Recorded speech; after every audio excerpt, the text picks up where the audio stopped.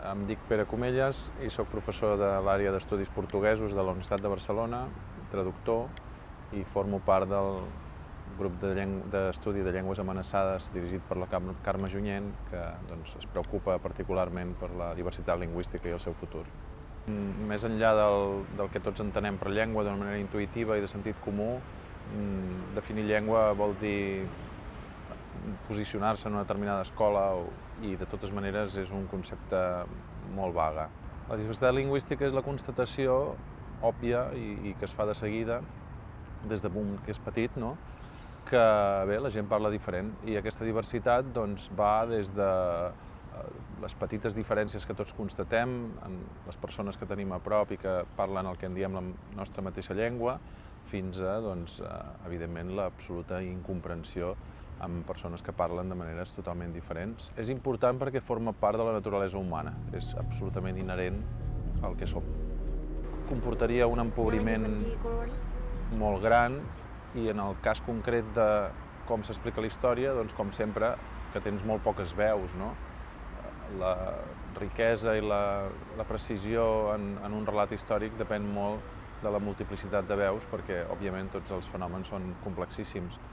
Excloure d'aquest relat la majoria de les llengües vol dir excloure la immensa majoria de les veus i, per tant, tenir un relat totalment esbiaixat.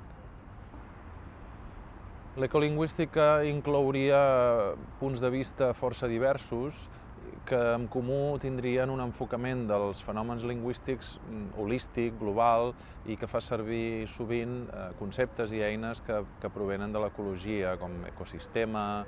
És una concepció dinàmica i molt més global de les llengües que no pas estudiar-ne les formes o estudiar-les, diguem-ne, d'una manera més analítica. El monolingüisme és antinatural, és una cosa, diguem-ne, una antiutopia, un projecte que no s'adiu amb el que som. Aleshores, pensar això és gairebé una impossibilitat i és anar contra el que la humanitat és. Jo crec que, evidentment, no és possible concebre una humanitat monolingüe. L'Estat no és amant de moltes coses que tenen a veure amb la naturalesa humana. L'Estat a vegades genera uns interessos que van profundament en contra dels interessos generals. I jo crec que en aquest cas és així. L'Estat, tal com l'entenem, diguem-ne, en l'època moderna, té unes concepcions i uns projectes que inclouen el lingüicidi, molt sovint, i no només el lingüicidi, no? La supressió de diferents cultures, etc., perquè s'entesta, s'entossudeix en identificar una nació o una organització política amb una manera molt estreta de ser, i això inclou les llengües. No és estrany que l'Estat vagi en contra de les llengües, com moltes altres coses que són plenament humanes però van en contra dels seus interessos. És veritat que, per dir-ho d'alguna manera, el progrés de les comunicacions ha fet possible cada vegada més tirar a terra d'alguna manera barreres en contra de la comunicació mundial, però jo crec que aquest no és el factor. És a dir, precisament el que ens permet, en cert sentit, la comunicació global és conèixer tota aquesta diversitat que tenim i que potser en altres èpoques se'n tenia una idea molt més limitada precisament perquè era més difícil arribar a tothom. Això no vol dir que això hagi d'implicar necessàriament un projecte homogeneïtzador. Jo crec que el responsable de la mort de les llengües no és tant la globalització, que és una cosa molt abstracta, com unes determinades polítiques amb què aquesta globalització s'aplica i es vehicula. Fins a quin punt una llengua és una visió del món? Què volem dir per visió del món? No hi ha dubte que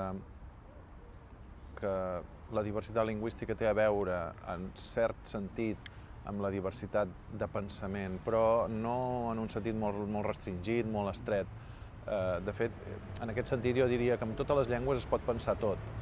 Ara bé, és cert que el fet que les llengües siguin no comprensibles entre elles i al mateix temps no sigui tan complicat arribar a sistemes, sempre la humanitat ha sabut com fer-ho, de comunicació intergrupal, etc., fa que puguin ser, en certa manera, un descentralitzador del pensament. Aleshores, per dir-ho així, la diversitat afavoreix que diferents línies de pensament tinguin la seva pròpia vida semi-independent, perquè després també entren en comunicació i s'interrelacionen i s'interenriqueixen. En aquest sentit, jo crec que sí, que pressuposa una certa descentralització del pensament.